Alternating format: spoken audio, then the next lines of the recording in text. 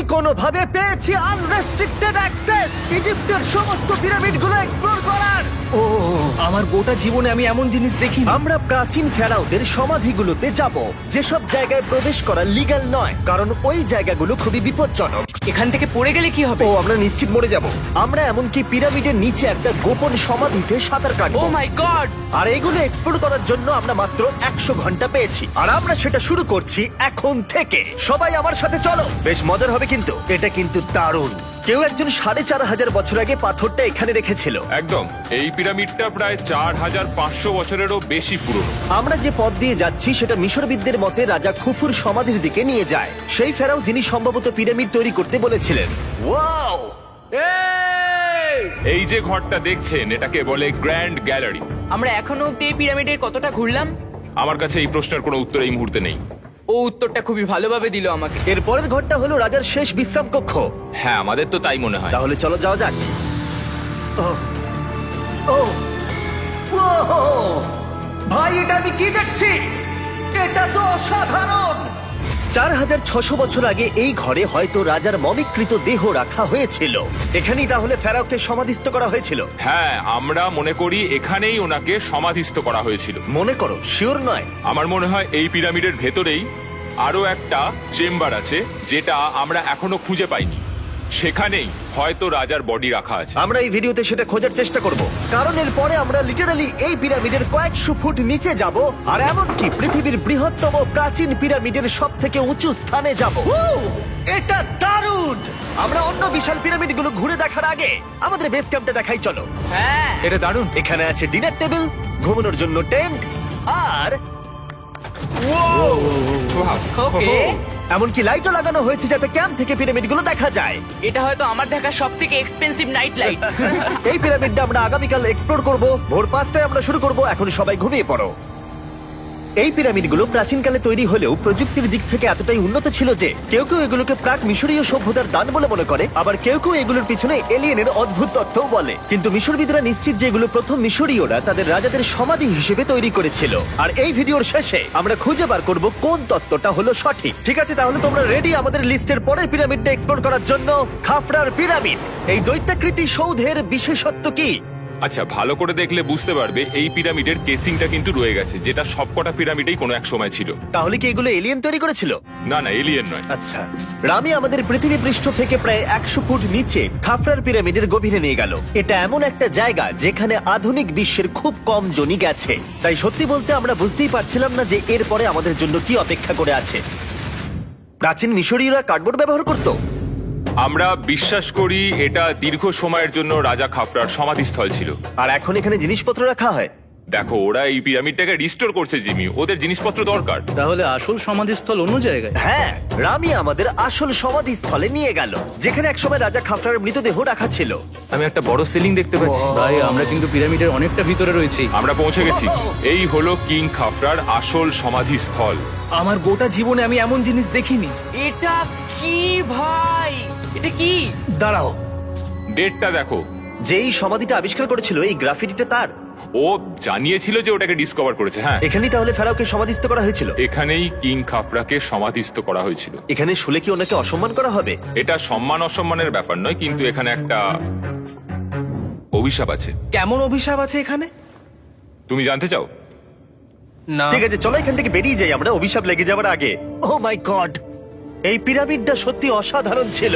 এই পিরামিডটা আমাদের অনেক প্রশ্নেরই উত্তর দেয়নি, কিন্তু হয়তো পরের পিরামিডগুলো আমাদের এই সমস্যার সমাধান করে দেবে, আর আমরা আমাদের প্রশ্নের উত্তর পেয়ে যাব। এই টুমটা হলো গড ওসাইরিসের, যেখানে খুব কম মানুষই Oh my God! এখন অব্দি আসতে পেরেছে। তাহলে আমরা এখানে কি করছি? আমরা ভাবতেও পারিনি পাতালের দেবতার সমাধি মাটির নিচে এতটা গভীরে অবস্থিত। ও ভাই না, এটা তো অনেক নিচে অব্দি গেছে। আগে তুমি যাও কার্ল। ও মাই গড, ও মাই গড। আরে ও একটু আওয়াজ না করে নিচে নামছে কি করে? এটাই হলো এন্ট্রেন্স, কার্ল। হ্যাঁ, তারপরে এটা আন্ডারওয়ার্ল্ডের গডের এন্ট্রান্স। এটা তো অনেক বড় সিঁড়ি। এটা কিন্তু সত্যিই খুব গভীর, মানে তুমি যদি পড়ে যাও। হ্যাঁ, নিশ্চয়ই আমি মরে যাব। হ্যাঁ, এটা কিন্তু সত্যি খুব ভয়ঙ্কর। আমার নিচে নামতে একদমই ইচ্ছা করছে না। আর যদি তোমাদের এটাতেও ভয় না লাগে তাহলে বলি এরপরে আমরা এটার মুখোমুখি হলাম। 3000 বছরের পুরনো হার্ট, মানুষের হাড়। ও মাই গড, আমি এটা কেন ধরে আছি? আচ্ছা, এটা কি খুলি? এটা একটা খুলি। হ্যাঁ, ও মাই গড, এটা এতটাই নিচে যে আমরা আর গভীরে গেলে আমরা সবাই মারাও যেতে পারি অক্সিজেনের অভাবে। একদম ঠিক। চ্যান্ডলার এখন এগিয়ে যাচ্ছে ওসাইরিসের সমাধিস্থলের দিকে। ঠিক আছে, যাওয়া যাক। ঠিক আছে, আমি কিন্তু এখন জলে। ও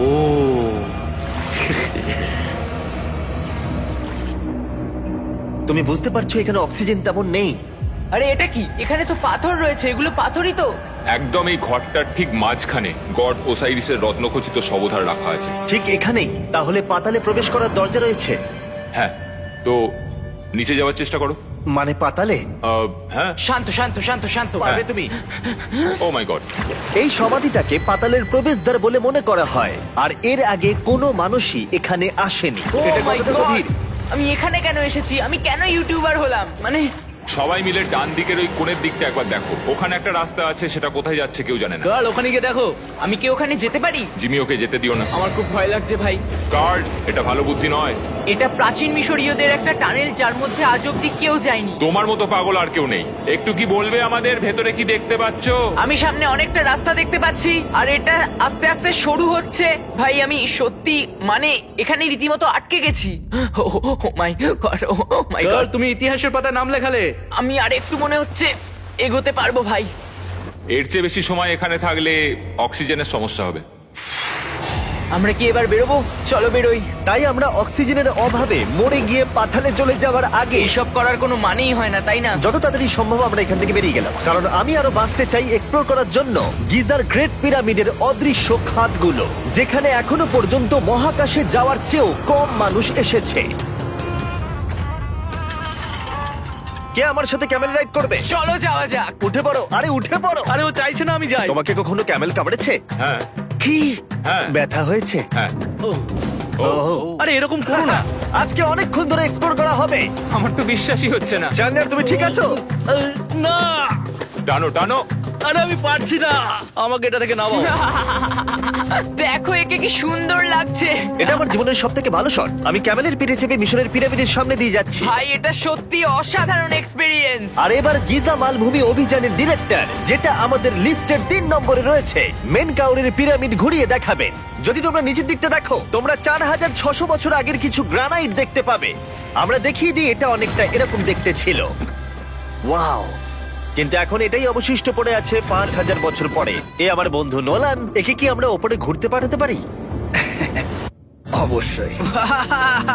এটা করা ইল্লিগাল, কিন্তু তাও আমি পারমিশন পেয়েছি। নোলান একটু সাবধানে। তুমি কি একবার নোলানের ওপরে চেঁচাতে পারবে? ও ভয় পেয়ে যাবে। পিরামিডে ওঠার সুযোগ কিন্তু এত সহজে পাওয়া যায় না, কিন্তু আমি পেয়ে গেছি ভাই। নিচে নামো, নিচে নামো, তাড়াতাড়ি নিচে নামো। নামো। নামবো? হ্যাঁ নামো। ঠিক আছে। নোলান শোনো, তুমি তাড়াতাড়ি নিচে নেমে এসো। চলে এসো। হ্যাঁ হ্যাঁ আমি নামছি। তাড়াতাড়ি নিচে নামো। নামো আরে বলছি। শোনো, ও ভয় দেখাচ্ছে, তুমি যাও। আমরা একটু মজা করছিলাম। ও মাই গড, আমি খুব ভয় পেয়ে গেছি ভাই। আমি ভাবছিলাম আমাকে অ্যারেস্ট করা হবে। চলো তাহলে যাওয়া যাক। চলো যাওয়া যাক। ও, ক্যামেরাটা একবার ওইদিকে ঘোরাও। ওদিকটা তো অন্ধকার কেন? লাইটের সুইচ অফ করা আছে। ও, আচ্ছা, আমি বুঝে গেছি। চলো ঢোকা যাক। পিরামিডে ঢোকার পরেই আমাদের 100 ফুট নিচে যেতে হলো, যেখানে যাওয়ার পরে আমরা দেখতে পেলাম প্রাচীন মিশরীয় ইতিহাসের প্রথম কক্ষ, যা খোদাই করে সাজানো হয়েছিল। এটা কি? এটা নকল দরজার অলঙ্করণ। প্রথম রাজবংশের পিরামিডের ভেতরে আমাদের আর কোনো অলঙ্করণ ছিল না, একমাত্র এটা ছাড়া। তাহলে এটা 4-5 হাজার বছর আগে করা হয়েছিল। 4600 বছর আগে। পিরামিডের আরো গভীরে অভিযান করার পরে এই সুড়ঙ্গটা আমাদের মেন কাউরের কাছে নিয়ে গেল। এটা অ্যান্টি চেম্বার। ও, অনেক ইতিহাস লুকিয়ে আছে এখানে। ওখানে কি আছে? আমি যতটুকু জানি কিছু নেই। তুমি ওখানে গেছো? না, কি করে জানলে ওখানে কিছু নেই? কারণ আমি এখান থেকে দেখতে পাচ্ছি। ও আচ্ছা। তুমি দেখো, ও। এখান থেকে দেখা যাচ্ছে কিছু নেই। ও হ্যাঁ, ওখানটা দেখা যাচ্ছে। সন্দেহ করা কিন্তু ভালো। দুর্গম পথের জন্য পরিচিত মেন কাউরের পিরামিডের ভেতরে একটা প্যাসেজ আমাদের আরো গভীরে নিয়ে গেল, যেটা ছিল সমাধিস্থল। এটা রাজার সমাধিস্থল, আর এটার ওজন কমানোর জন্য এটাকে গোল করা হয়েছে। কিন্তু ওরা 5000 বছর আগে এটা জানলো কি করে? যদি তুমি পিরামিড বানাতে পারো, তাহলে তুমি সবকিছু বানাতে পারবে। সবকিছু করতে পারবে। সবকিছু করতে পারবে। এখান থেকে বেরিয়ে এসে আমি ভাবছিলাম, এর পাশে আরো 3টে ছোট পিরামিড কেন তৈরি করা হয়েছিল? এই ছোট পিরামিড গুলো কেন করা হয়েছিল? মেনকাওর এই ছোট পিরামিড গুলো বানিয়েছিলেন তার 3 জন স্ত্রীর জন্য। তার মানে মেন কাউরের 3 জন স্ত্রী ছিল, আর এগুলো তাদের সমাধি। হ্যাঁ। নোলান, এদিকে এসো। নোলান, ও ভাই। যদি ওনার 3 জন পার্টনার থাকতে পারে, তোমার অন্তত একজন থাকা উচিত। হ্যাঁ, সে ব্যাপারে কাজ চলছে। আমি একটা মামি আবিষ্কার করেছি, ওর কোনো টাকা লাগবে না। সে সব সময় তোমার কথা শুনবে, কখনো বেশি কথা বলবে না। এটা তোমার জন্য ভালো চয়েস। আপনি আমাকে মামি অফার করছেন? হ্যাঁ, দেখো, ভালোবাসার মানুষকে পেয়ে গেলে। আশরাফ এবার আমাদের ছেড়ে চলে যাবে। ও চলে যাবার আগে আমি ওর মতামত শুনতে চাইছিলাম। তার মানে এলিয়েনরা পিরামিড বানায়নি? এলিয়েন পাগল নাকি? এরকম বলো না।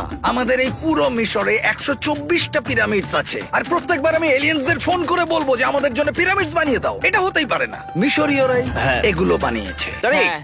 কি? এলিয়েন নিয়ে আর কথা বলবে না। তুমি তো বলছো। মিশরের মানুষ বানিয়েছে। যদি তুমি পিরামিড বানাতে পারো তাহলে তুমি সব পারবে।